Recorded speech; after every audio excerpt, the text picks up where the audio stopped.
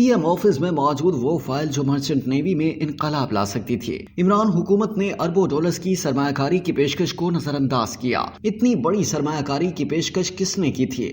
Column نگار محمد عرفان صدیقی اپنے column میں لکھتے ہیں کہ عبداللطیف صدیقی بھی ان ہزاروں خوش قسمت اوورسیز پاکستانیوں میں سے ایک ہیں جو پاکستان میں ناکام ہو جانے کے بعد باہر نکلے اور پھر اللہ تعالیٰ نے کامیابی کی اعلیٰ منازل طے کی۔ ان کا تعلق مرچنٹ نیوی کے شعبے سے تھا، لہٰذا وہ پہلے چیف انجینئر تک پہنچے، پھر دنیا کی سب سے بڑی شپ مینیجنگ کمپنی میں اعلیٰ عہدے تک پہنچے، اپنی شپنگ کمپنی قائم کی اور اپنی محنت اور لگن سے اپنی کمپنی کو پاکستان کے نیشنل شپنگ کارپوریشن سے بڑی کمپنی بنانے میں کامیاب ہو گئے۔ اس وقت پی این ایس سی کے پاس مجموعی طور پر صرف 9 بحری جہاز ہیں، جس میں ہزاروں کاملہ تنخواہیں وصول کر رہا ہے، اور یہ ادارہ بھی ہر سرکاری ادارے کی طرح نقصان میں ہے، جبکہ عبداللطیف صدیقی کی کمپنی میں 14 بحری جہاز ہیں اور وہ پروفیشنل طریقے سے اپنے کاروبار میں مصروف ہیں۔ صدیقی صاحب کو اللہ تعالیٰ نے ایک محب وطن دل عطا کیا ہے، لہٰذا ہر اوورسیز پاکستانی کی طرح انہوں نے بھی اپنی کامیابی کے بعد اپنے تجربات اور سرمایہ کاری کے لیے پاکستان کو منتخب کیا۔ وہ عمران خان کی وزارت عظمیٰ کے دور میں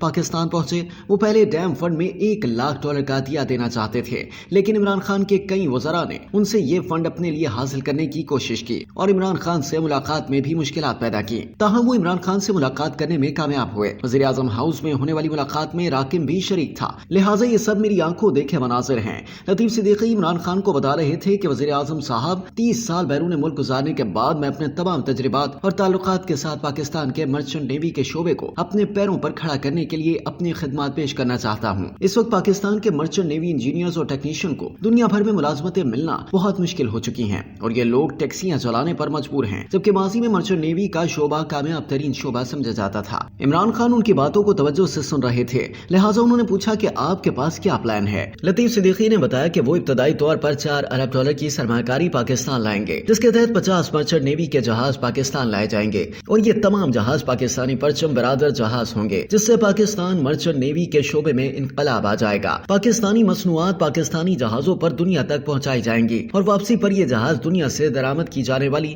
پاکستانی مصنوعات لے کر آئیں گے، جبکہ ان 50 جہازوں کے علاوہ پاکستان میں دنیا کے بہترین کروز شپ بھی لائے جائیں گے، جس میں پاکستانی سیاح کراچی سے گوادر اور دبئی تک تفریحی سفر کریں گے، جبکہ مستقبل میں ان کروز جہازوں کو مشرقی وسطی کے ممالک تک سیاحتی کروزنگ کے لیے استعمال کیا جا سکے گا۔ عمران خان بہت پرجوش ہو گئے اور انہوں نے فوری طور پر سوال کیا کہ اس میں حکومت کو کیا کرنا ہوگا۔ صدیقی صاحب بولے، وزیر اعظم صاحب، اس وقت حکومت پاکستان اپنی درآمدات و برآمدات کے لیے غیر ملکی جہازوں کو سالانہ $5 ارب ادا کرتی ہے۔